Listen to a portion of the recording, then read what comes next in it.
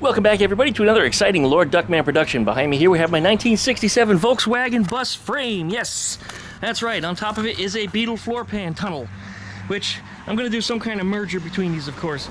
But there's the trailing arms that I'm going to be putting on here. Reminder to everybody, these are Volkswagen Beetle. Well, they're just like Beetle trailing arms. These are actually from a Volkswagen thing.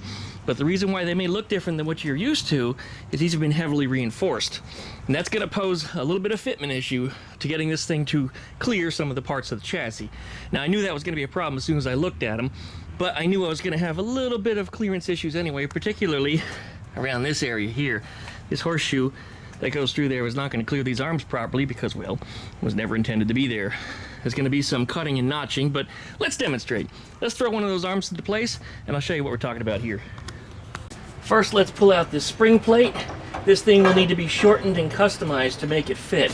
I could replace it with a Beetle spring plate, but Beetle ones are just a lot thinner and not nearly as strong, so there's no sense in trying to retain that or keep it for some reason because, well, it's just, here, I'll show you. Here's a Beetle one. I just happen to have it out. It's much thinner, much smaller. It also doesn't fit over the torsion bar. And the other problem is this sucker sticks out, which limits the size of wheel or tire that I can put on here because it's going to hit this. Whereas the bus one is a little tiny nub. It'll clear anything. So, yeah, we're going to use that as a template as to where to make holes up in this guy here. Hopefully you can see that, but yeah, I'll get them lined up like that. And it needs to be on a little bit of an angle like so. Not straight, a little bit of an angle.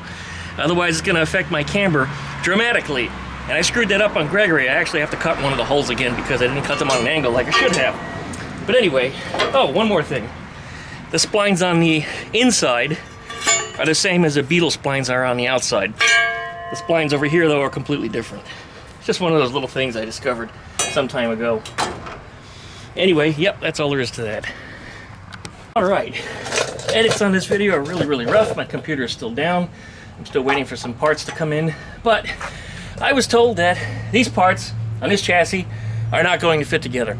And that's partially true. These trailing arms were never meant to go on a 1967 bus frame, which is the reason why I added these pockets on here to allow the trailing arms right here to pivot in place. So that will go in there just like that. And of course there's two washers. Both washers go on the same side, guys. This is the way the factory designed it. Sandwich in there just like that. And I was told this bolt would not be able to go back in because I had to cut a little bit of the pivot pockets out due to the torsion tube here being so much bigger in diameter. So, not that I haven't already done this and I don't already know, but this is to demonstrate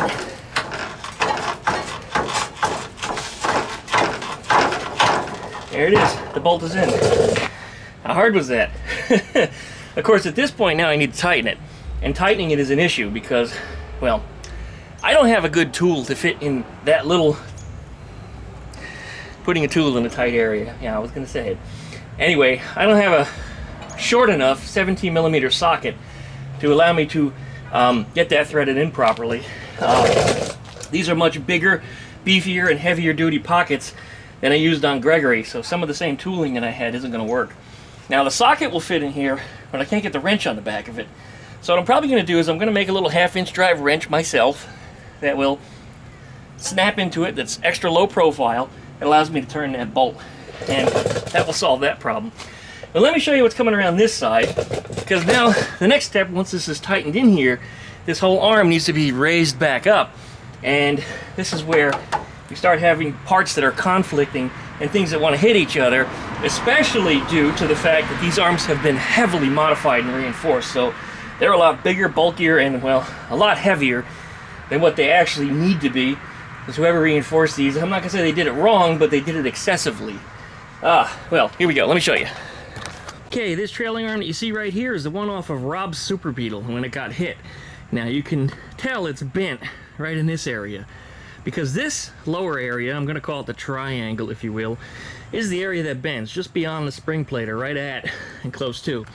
Up around the pivot area, up here, these don't bend because it's in a pretty well protected area.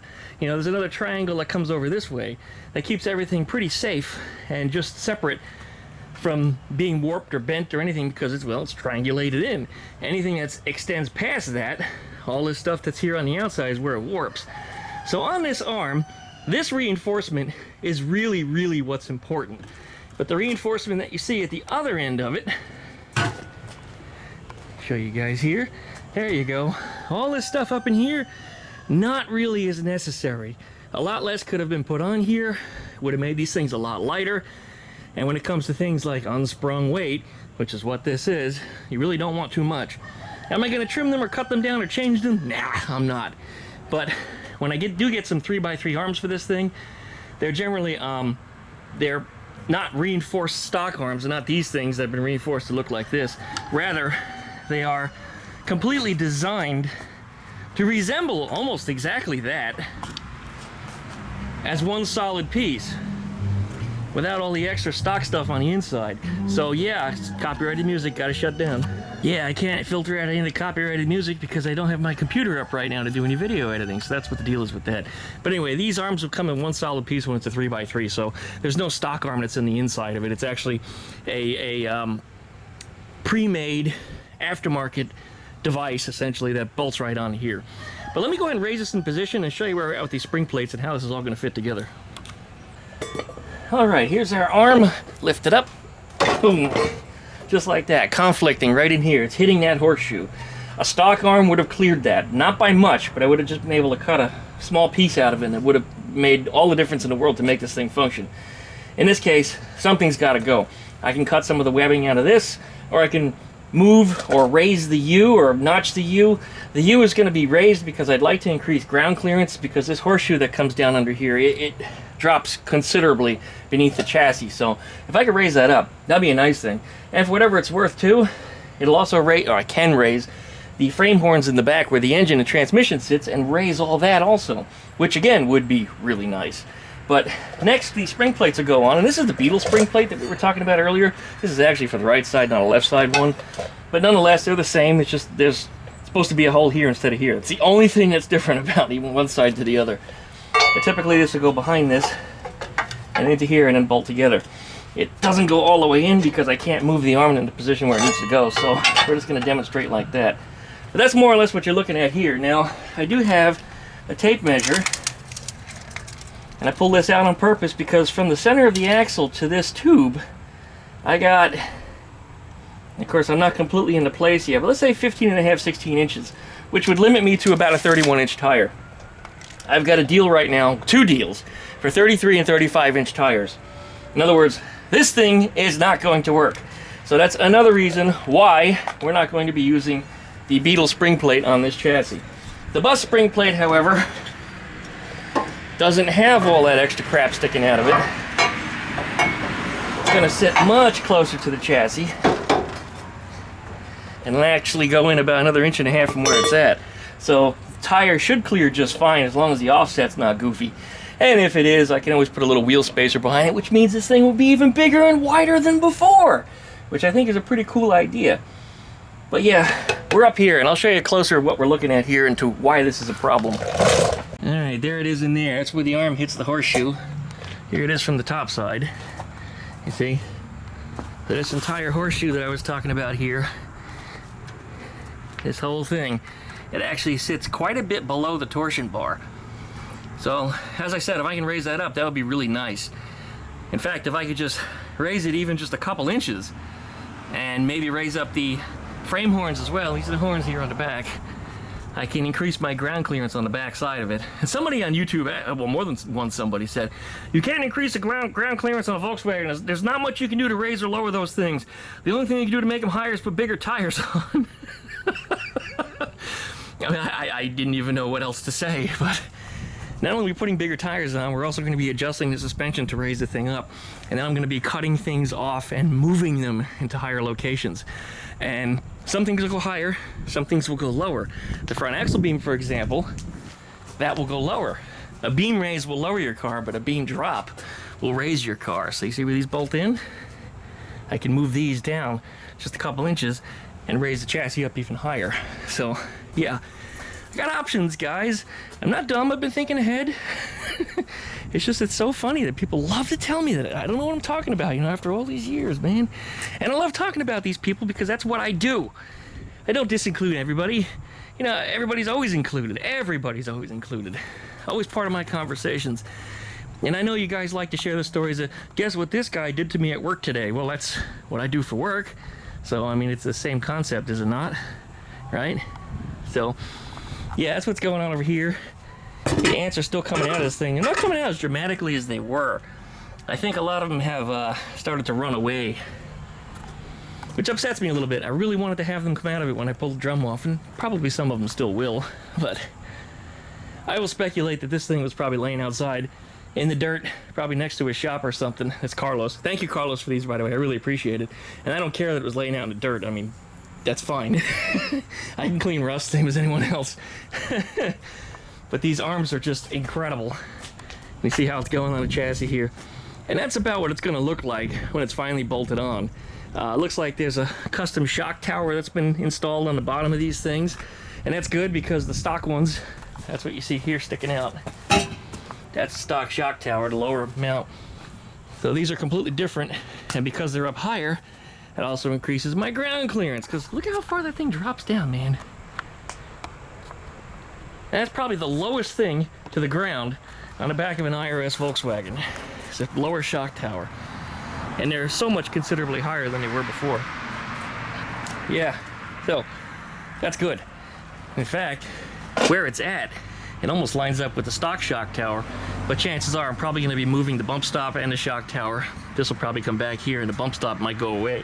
This thing will be so raised that I'm probably not going to have any need for a bump stop, because it'll never hit it. It'll just be way too high. All right, wow, it's starting to get a little hazy out here now. The fog was in the forecast tonight, and you see it's starting to happen.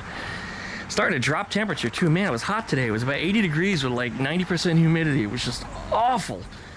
I was hiding inside because I didn't want to be out in the sun. Man, they're just getting hazy out here quick. Just while I'm talking, even the last 30 seconds, it's starting to get hazier. All right, incredible. Well, that's where we're at over here. This is what I'm going to be working on this week. I'm not going to video document too much of it, maybe a little bit, because again, I can't do a whole lot of video editing because my computer's down and probably will be for at least the rest of the week. I finally got a tracking number for my parts, but they haven't been shipped yet. You know the way that goes. So we're waiting for that. Copyrighted music. All right, I don't remember where I left off at, but the copyrighted music stuff is really obnoxious, isn't it? It's the third time I had to interrupt this video. The third time. Because I can't filter it out by adding additional music in the background. So I just got to deal with what I got to deal with. Anyway, that's the way it's going to lay out. I don't remember what more I was going to say, but I would like to get 3x3s, which would mount this arm 3 inches further back, 3 inches further out, which again makes this chassis even bigger. And it eliminates even further any problems with tires conflicting with torsion bar kind of stuff. So, yeah. I guess it's going to be about it for today. As I said, I'm probably not going to video document too much because the computer is down, but I'll show you piece by piece, and you might get even more frequent videos, a lot more shorties like this where I'm going to show you my breakthroughs and then move on to the next bit. I mean, you don't need to have me demonstrate, you know, drilling holes, for example. Anybody can drill a hole. I don't think you need to see that. So I could probably omit some of that stuff. Well, it makes for a regular video, you know, a 30-40 minute video, kind of cool to add that stuff in. Yeah, we're not going to have that so much in this video. So anyway, like, comment, and subscribe. Don't forget to plug the dingle bells to get updates every time I upload a video. Check out duckshit.net for all my different social media links, as well as my wish list. There's parts for this chassis that I'd like to get for myself.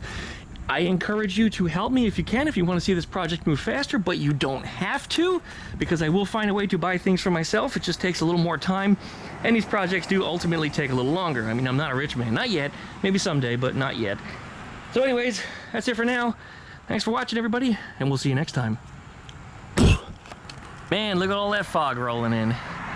And in the distance, you can hear some kind of alarm going off from one of the businesses over there. This is all the fun stuff that you guys miss out on when I add all the background music, so it doesn't become a distraction. Well, there it is.